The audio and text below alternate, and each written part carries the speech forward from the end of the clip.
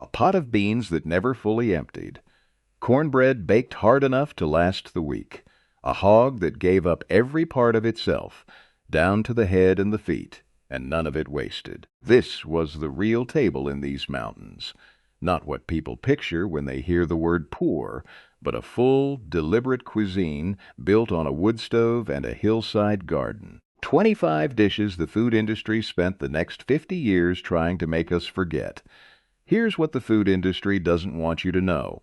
None of this was survival. It was mastery. Number 25. Fried cornmeal, mush cornmeal, water, salt. Boiled slow until it thickened into something between porridge and paste, then poured into a loaf pan and left overnight in the coldest corner of the kitchen. By morning it had set solid.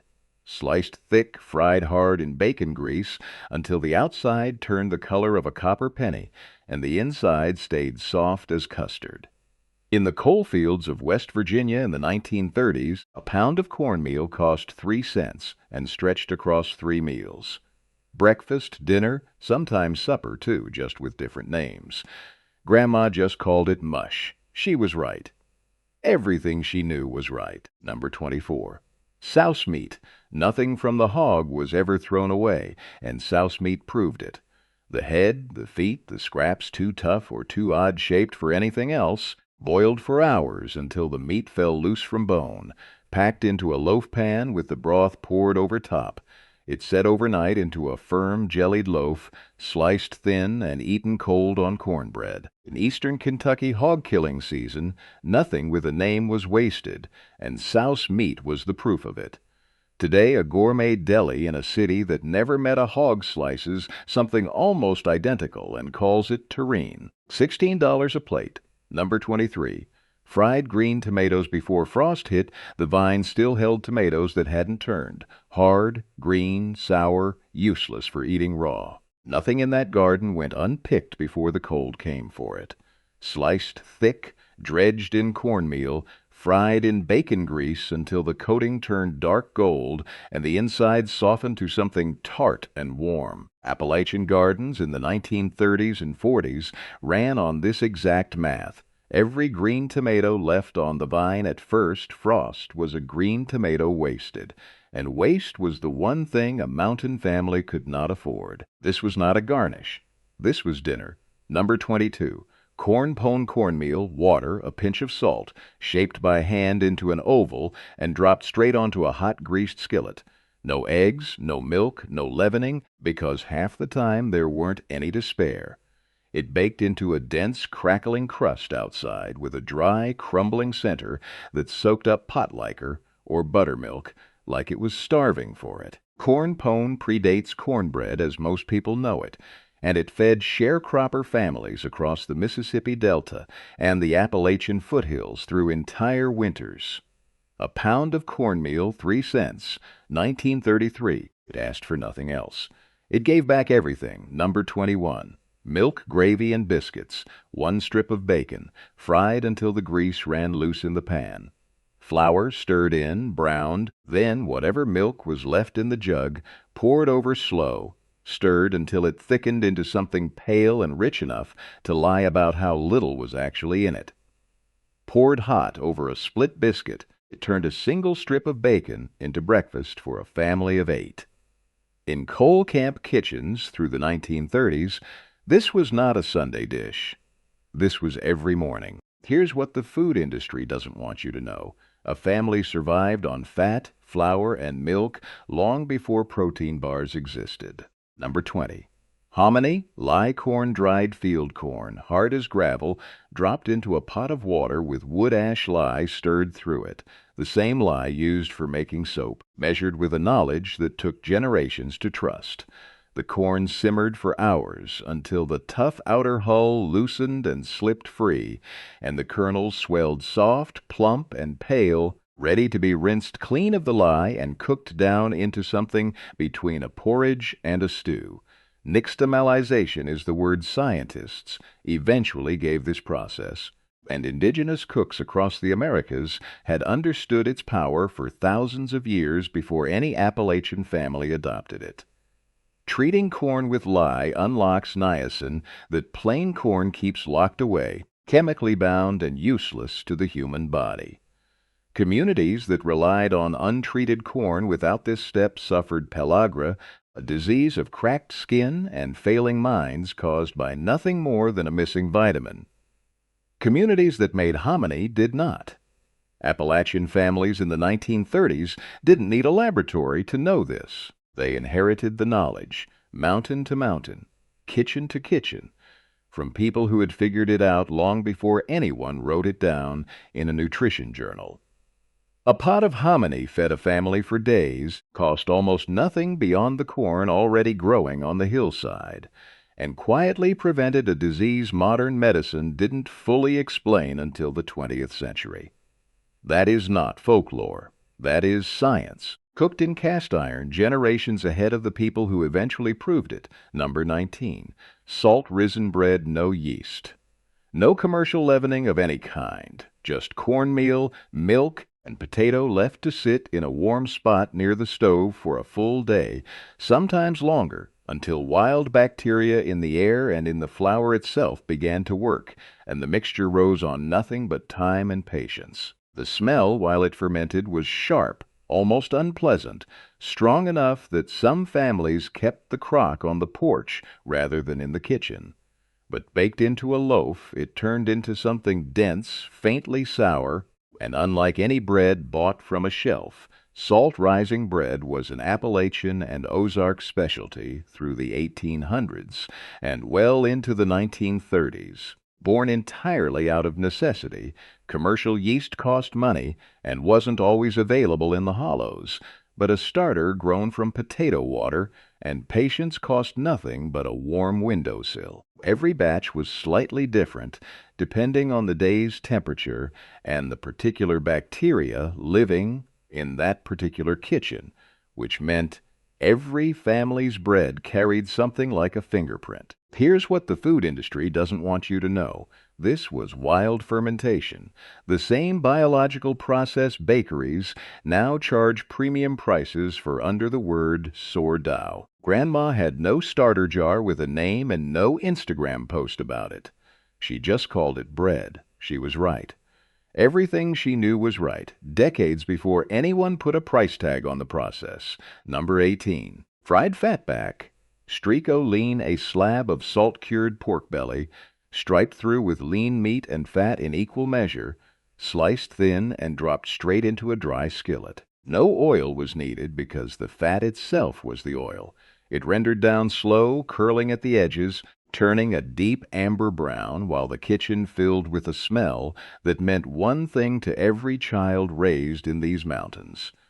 There was meat in the house today. In eastern Kentucky and West Virginia, coal camps through the 1930s and into the 1940s, a family might go weeks between visits from the traveling meat wagon, and a single slab of fatback, salted and smoked, could be sliced thin and stretched across a dozen meals. The rendered grease left behind in the pan was never poured out. It became the fat that fried the next morning's eggs, the fat stirred into the beans, the fat that turned a plain biscuit into something worth eating. Nothing about this was excess. A family calculated exactly how many slices a slab needed to last until the next payday, and the grease left behind mattered as much as the meat itself. That is not indulgence. That is the mathematics of hunger solved with a cast-iron pan and a piece of pork that cost pennies because it was the cut nobody in the city wanted. They ate what the wealthy discarded, and they made it the backbone of an entire cuisine. Here's the part they don't put in the cookbook shows. By the 1920s, coal companies across Appalachia owned the towns their miners lived in. They owned the houses, they owned the roads, and most cruelly, they owned the only store. Miners weren't always paid in dollars. Many were paid in scrip, a private currency that worked at exactly one place, the company store, where prices ran well above what the same goods cost in town. A family could work a full month underground and end that month owing the company money instead of the other way around. The companies knew exactly what they were doing. Land around the coal camps was often leased in a way that discouraged families from keeping large gardens or livestock. Dependency was the design, not the accident. A family that could feed itself from a hillside garden and a smokehouse was a family the company store couldn't fully control. So the women in those camps built a second economy, a garden patch squeezed onto whatever slope wasn't claimed. A hog raised through summer and slaughtered by first frost, every part of it accounted for, down to the head and feet. Cornmeal stretched 3 ways because store-bought flour cost real money the family didn't have. That is not thrift. That is not nostalgia. That is a documented act of quiet resistance against a system built to keep them dependent. And it worked well enough that entire hollows fed themselves through the worst of the Depression without ever settling a debt at the company window. They knew things about survival that we will spend the next 50 years trying to remember. Number 17. Beans and fried taters, pinto beans simmered all day in a pot that never fully emptied, and potatoes sliced thin, fried in bacon grease until the edges turned dark and crisp while the centers stayed soft. Served side by side on the same plate, sometimes on the same fork in the same bite, this was not 2 separate dishes. In the hollows of eastern Kentucky and Tennessee through the Depression, it was one meal, eaten almost nightly, and it fed a family of 6 or 7 for pennies a day. The beans alone provided protein most families couldn't otherwise afford. Meat was for Sundays, if it appeared at all, and the potatoes filled in the calories a growing child needed to work a farm from sunup to dark. A pound of dried pinto beans in 1933 cost around 5 cents.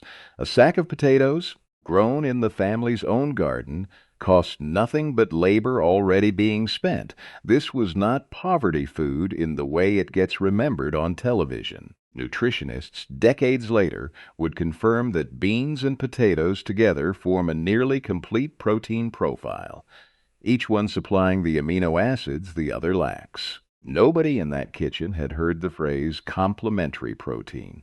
They just knew beans and taters kept a family standing through a Kentucky winter, night after night, without fail. That is not a lack of options. That is a diet engineered by necessity into something nutritionally whole. Number 16. Vinegar pie. No fruit orchard within walking distance. No lemons, not in these mountains, not in winter, maybe not ever. So when a family wanted something bright and sharp to cut the heaviness of a meal, they reached for what every kitchen already had: a jug of vinegar, a spoonful of flour, sugar, if there was any to spare, butter, and eggs, whisked together and baked into a custard pie that tasted, against all logic, remarkably close to lemon. Vinegar pie shows up across the Ozarks and the Appalachian foothills through the 1920s and 30s, a direct answer to a simple problem. Citrus fruit was expensive, often unavailable at any price in a mountain store, and a family craving something other than another cornbread dessert had to improvise or go without. The vinegar's sharp acidity, tempered by sugar and butter, mimicked the tartness of lemon closely enough that some children grew up believing that was exactly what they were eating. Here's what the food industry doesn't want you to know. This wasn't a lesser substitute born of desperation.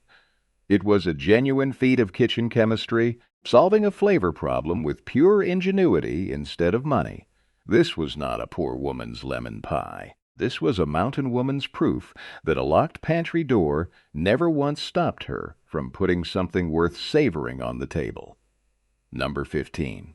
Buttermilk cornbread cornmeal, buttermilk left slightly soured from sitting too long, a spoonful of bacon grease melted hot in a cast-iron skillet before the batter ever touched it. Poured in with a hiss and a rise of steam, baked until the outside turned dark and crackling, and the inside stayed dense, moist, and faintly tangy from the buttermilk, working against the baking soda. This was the daily bread of the Appalachian table through the 1930s and 40s, not a side dish saved for special occasions, but the meal itself, eaten crumbled into pot liquor, dunked in milk gravy, or simply broken apart and eaten plain with a smear of lard. A pound of cornmeal cost 3 cents. Buttermilk was often the leftover byproduct of churning butter, which meant this bread cost the family almost nothing beyond what they were already producing.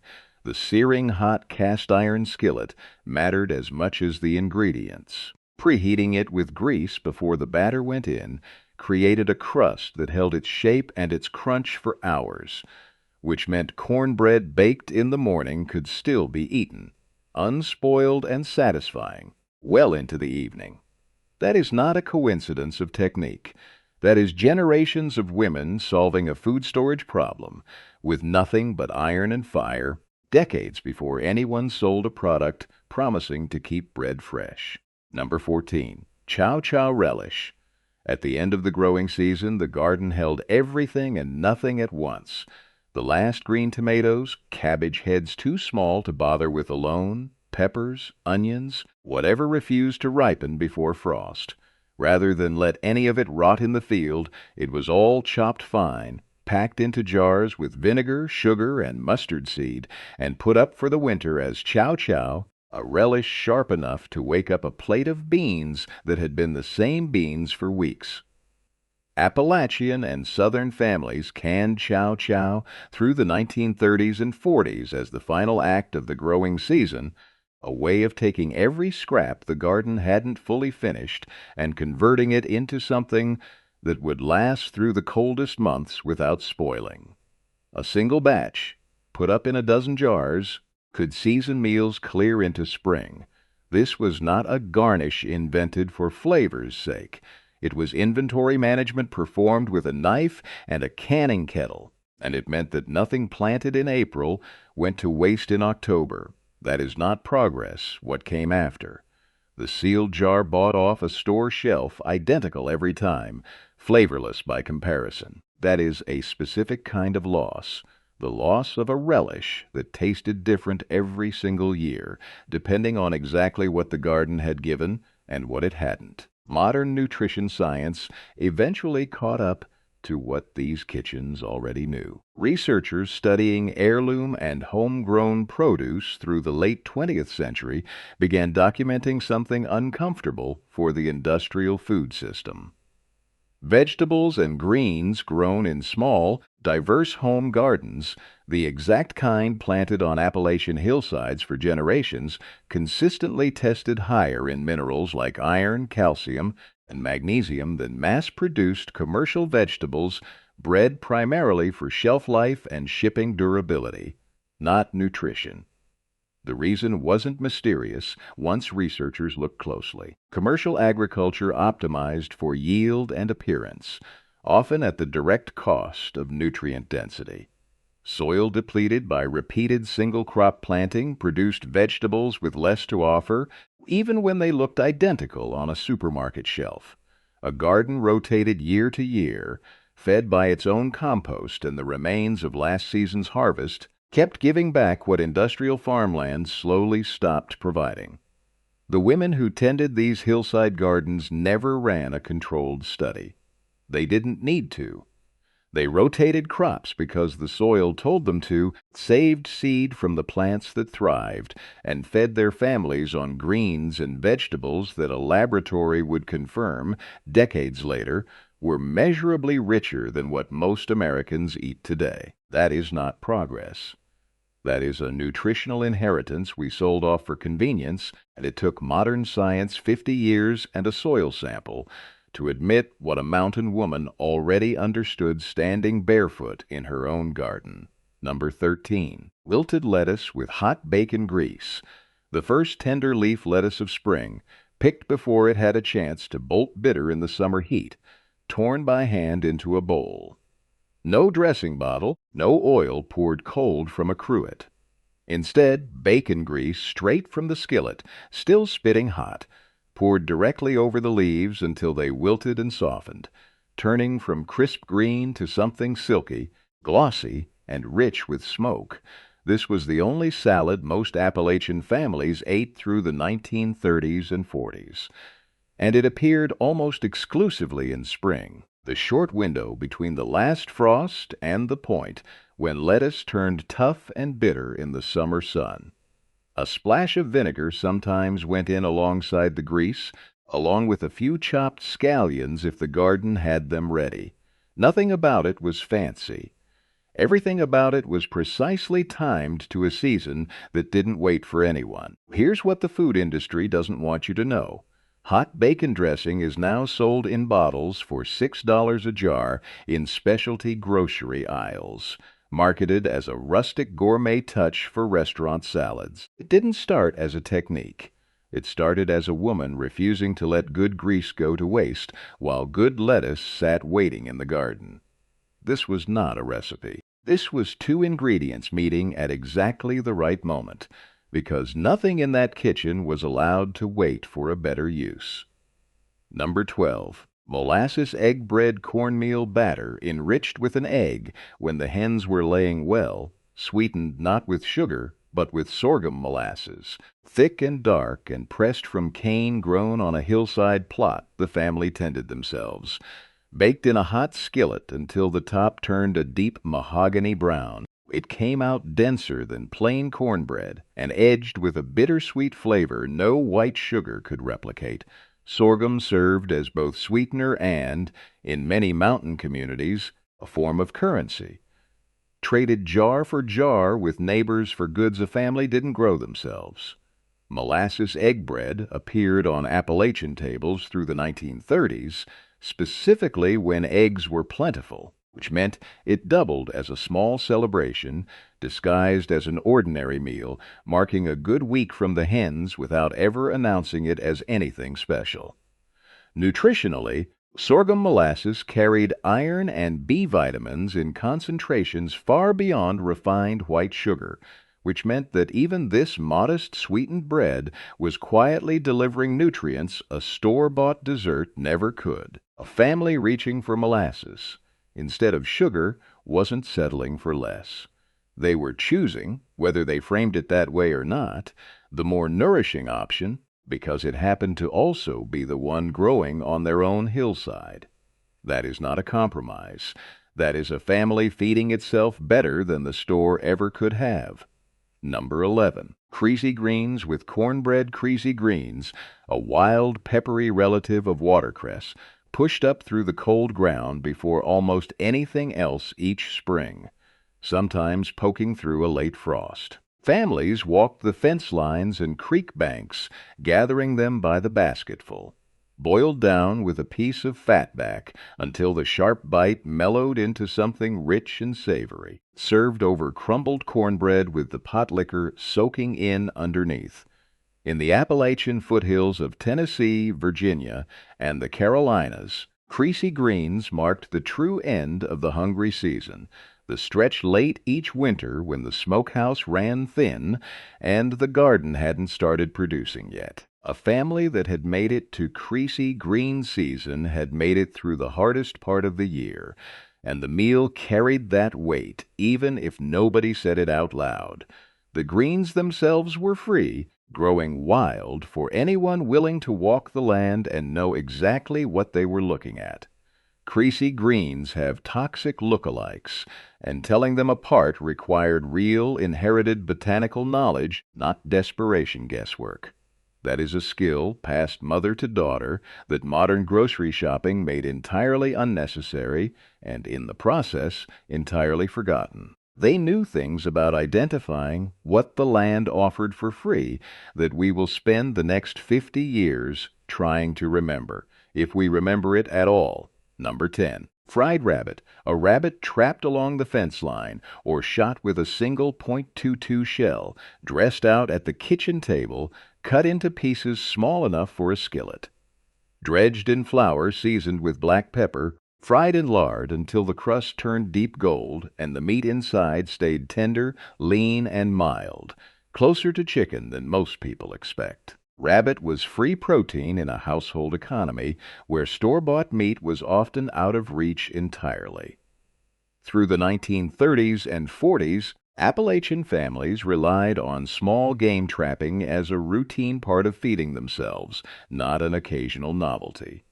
A single rabbit split among a family of 6 added meat to a meal that otherwise would have been beans and cornbread alone, and it cost nothing but a snare, patience, and the knowledge of where the rabbits actually ran. There is a dignity in this that gets lost when the story is told as simple deprivation. Trapping, dressing, and cooking a rabbit required skill that took years to build and pass down, not a symptom of having nothing else. This was not a family with no other choice, helpless and improvising. This was a family that had mastered every source of protein the land around them offered, store-bought or not, and treated none of it as beneath the table. Number 9. Squirrel and dumpling squirrel, trapped or shot in the fall when the animals were fattest from a summer of hickory nuts, simmered low and slow in a pot until the meat fell tender off the bone. Flour and buttermilk dumplings dropped in whole, cooked directly in that broth until they swelled soft and doughy, soaking up every bit of flavor the meat had given the pot. This was a genuine Appalachian staple through the 1930s, appearing on tables across eastern Kentucky and western North Carolina with the same regularity that chicken and dumplings appears today, and for the same reason, it was an efficient way to stretch a small amount of meat into a filling meal for a large family. Squirrel season lined up with the fall harvest, which meant this dish often marked the transition from summer's garden abundance into the leaner months ahead. Here's what the food industry doesn't want you to know. The technique behind this dish, simmering a small amount of protein into a rich broth and stretching it with dumplings, is the exact same principle behind every expensive rustic stew sold today in a restaurant charging $30 a bowl. This was not a lesser version of chicken and dumplings. This was the original blueprint, built by families who understood exactly how to make very little meat feed a very hungry table. Number 8. Hog maw, stuffed pig stomach. The stomach of the hog, cleaned thoroughly and turned inside out, then stuffed full with a mixture of potatoes, cabbage, onions, and whatever sausage scraps were left from the rest of the butchering. Soon shut or simply folded closed, it baked slow for hours until the outer casing turned crisp and the filling inside cooked down soft and deeply flavored with rendered fat. Hog killing day in West Virginia and eastern Kentucky through the 1930s and 40s was a full family event, and hog maw represented its final principle taken to its logical end. Absolutely nothing, including the organ that held everything else, went to waste. What some families considered offal, mountain kitchens considered a centerpiece dish, worth the entire day's effort of preparation. Today, upscale charcuterie menus in cities that have never seen a hog killing sell something nearly identical, calling it stuffed tripe or a farmhouse terrine, and charging $22 a plate for the privilege. This was not poverty food dressed up for a modern audience. This was always a legitimate, labor-intensive dish worth the effort. And the only thing that changed between then and now is who gets credit and who gets paid for making it. Grandma just called it hog maw. She was right. Everything she knew was right. Number 7. Groundhog and gravy late winter, when the smokehouse had gone nearly empty and spring was still weeks away. A groundhog trapped near the garden fence became dinner. Skinned, soaked in salted water to cut the strong wild flavor, then browned in a skillet and simmered under a thick pan gravy until the meat turned tender enough to fall from the bone. Groundhog appeared on Appalachian tables specifically during the hardest stretch of the calendar, February and early March, the exact window when a family's stored food from the fall butchering had run its course and the garden hadn't started giving anything back yet. It wasn't a delicacy. It was a bridge, one specific animal that solved one specific seasonal gap, trapped by people who understood exactly when and where to find it. This is where the myth of constant, romantic self-sufficiency falls apart in an honest way, and that honesty matters more than the nostalgia. There were real gaps. There were real hungry weeks. And what filled them wasn't luck. It was a working knowledge of the land so thorough that even the leanest month of the year had an answer.